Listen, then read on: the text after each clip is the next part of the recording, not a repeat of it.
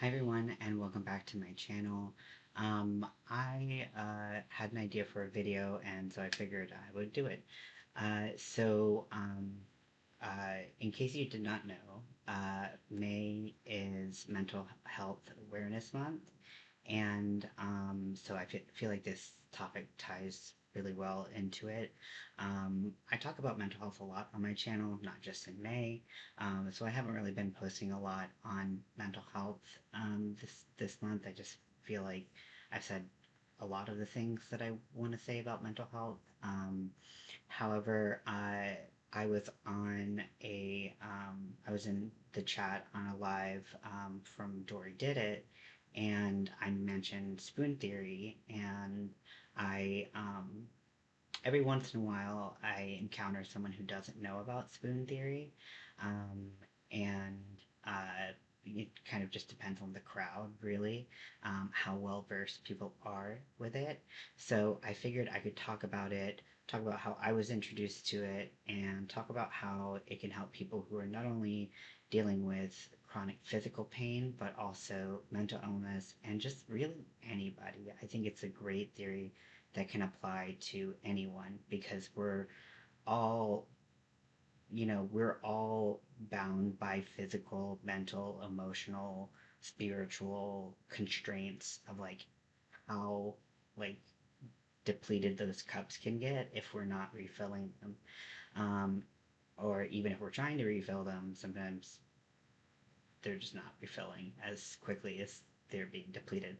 So that's what spoon theory is all about. I'm going to go through kind of what Google AI kind of summarizes spoon theory as, and then I'll show you a graphic that um, you can use something similar.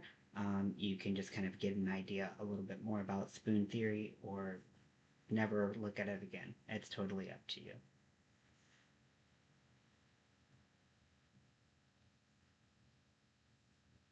So here is what the AI overview for spoon theory is.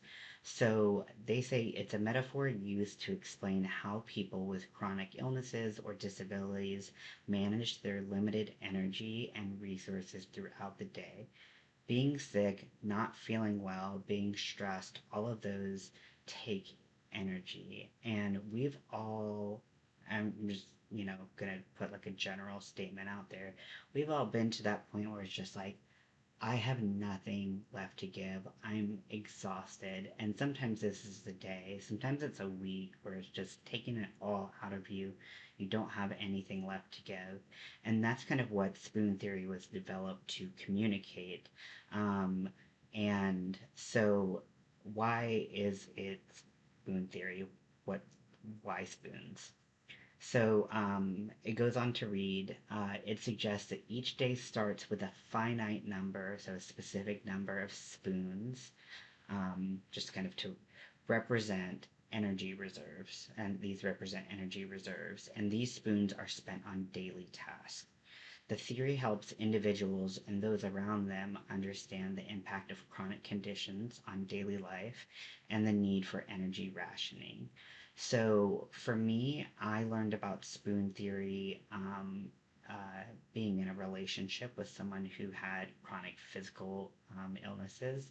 And I, until I learned about spoon theory, the idea of like not having the same amount of energy reserves throughout the day to me kind of was hard for me to wrap my brain around, admittedly. Looking back, maybe a little silly. I don't know. Um, but when I was introduced to this, it was like, oh, this makes a lot more sense. It's a very visual way that you can kind of think about how you use your energy throughout the day. So it's kind of broken up into a couple parts.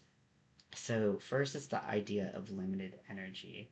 So you start the day, you have that certain amount of spoons. So maybe you wake up with 12 spoons, maybe you wake up with 15 spoons. It's a good day and you're going to have more energy to kind of spread throughout the day.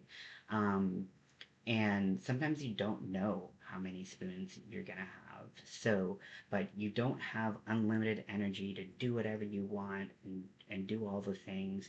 So you have to kind of ration that energy out. And then the next concept is energy expenditure. So each task, whether it's getting dressed, working, socializing, requires a certain number of spoons. And once they're spent, they're gone for the day. So a huge part of spoon theory is that you're basically like, this is the currency of energy to do anything.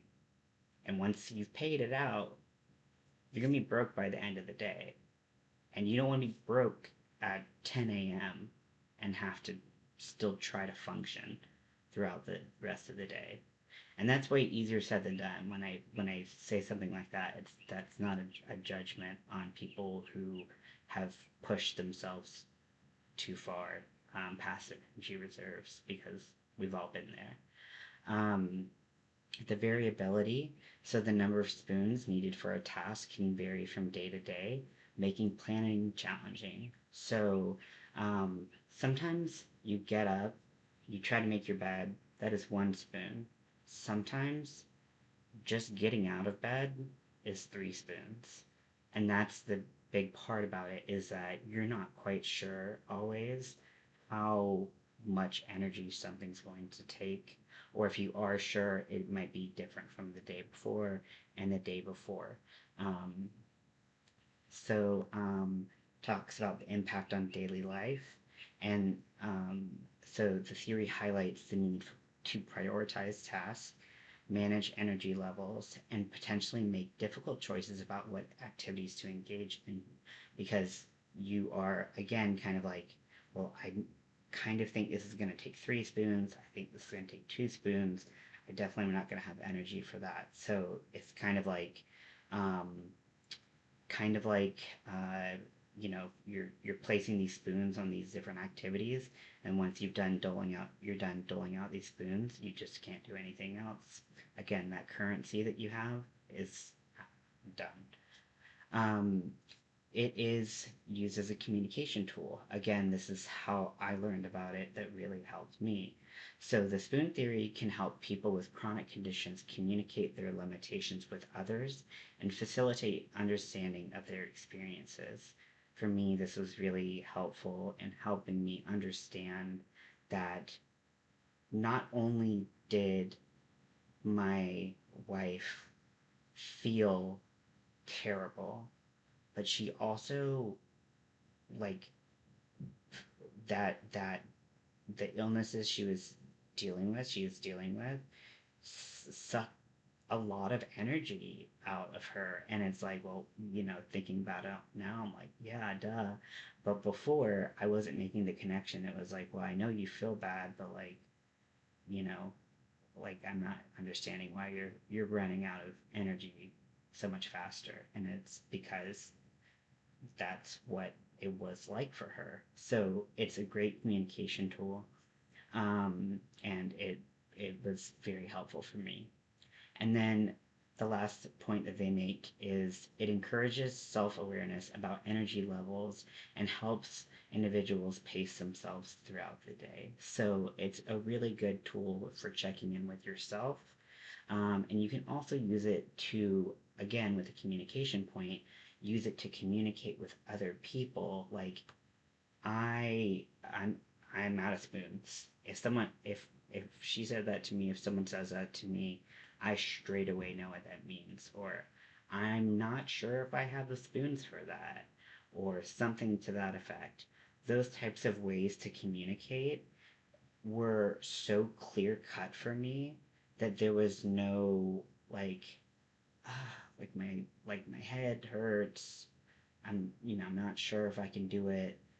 Like, those types of things that were a little bit more ambiguous versus, like, I don't have spoons. Like, that was much more crisp in my understanding, and maybe that's just me being like a dense person.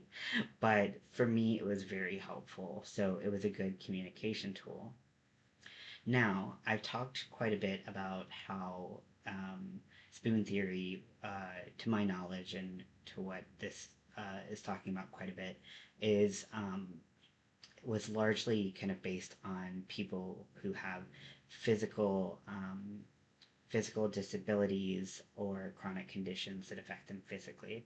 Um, but this is also super applicable to people with mental health issues because you can run out of spoons just as easily and have the same issues of doling out your spoons for the day, with mental health issues. And then also, just being a human is exhausting. Giving your energy away to going, getting through traffic, going to work, or whatever you have during your day, picking up the kids or whatever, all of those things, I think that spoon theory actually applies to everyone. We can all burn the candle at both ends and kind of be, get to a certain point where we're like, I have nothing left. And so I have started, I've been using spoon theory um, for a long time as a communication tool, not only in my own health, but when I hear other people talk about how they're just fried and they're done and all of that. When I hear that, I'm like, once, you know, again, just so you know, I'm in recovery for unsolicited advice giving. Every day is not perfect, but I'm like, if they're cool with it, asking like, "Hey, do you know about spoon theory?" And then talking to them about this, and they're like making connections about how they can communicate their needs, their energy needs a lot better. Um, for a lot of people that I've experienced, like talking to them about it, this seems to be a really helpful communication tool. So I'm going to show you a different uh, page. So here is a visual on that someone put together, and it's about applying spoon theory to living with mental illness. Now, there's a ton of graphics like this for any type of thing, so you can really customize something like this if you like the visual, um, to help you out. But was this sheet is for mental illness. So it says here, which I know it's a little hard to read. So it says, "Good morning. Here's to another brand new day. In your hands are 15 spoons." So then that's the finite number of spoons that you get to start out your day, and they will not be replenished. So each spoon represents the energy you need to complete a part of your daily routine. Once you're out of spoons, you're out of energy. But don't worry, tomorrow always brings more spoons. So it tries to kind of keep it light where it's like they can replenish and you can get that energy back. So this is the spoon theory, an everyday reality for those who live with a chronic illness. So then it says understanding chronic illness through the spoon theory. And then as we scroll down, so it says, so how would you like to use your spoons today? It has one spoon, two spoons, three spoons, four spoons. And then they have said, well, these in this column, it's like, well, these things are just going to take one spoon. Getting out of bed, calling your parents. For some people, calling your parents is a straight to four spoon type of action. Um, and that's why it's so variable and it's so specific to you, when we think about things like this. Getting dressed, two spoons. Taking a shower, again, that could be way more or way less depending on you. And all of these different things that it's talking about, with how much something costs. The greater energy that you have to soak into something, the more you have to pay to do it, and you're not going to get that energy back. So I hope that this was helpful to to explain a little bit about a really simple theory that can help either can it just can help in so many ways. And um I really try to bring it into as many conversations as possible, which people probably would like chill out, but for me it's such a great tool to talk about you know how we spread out that energy expenditure throughout the day, and being able to look ahead and look at our day or our week and say, are we going to have enough energy for this?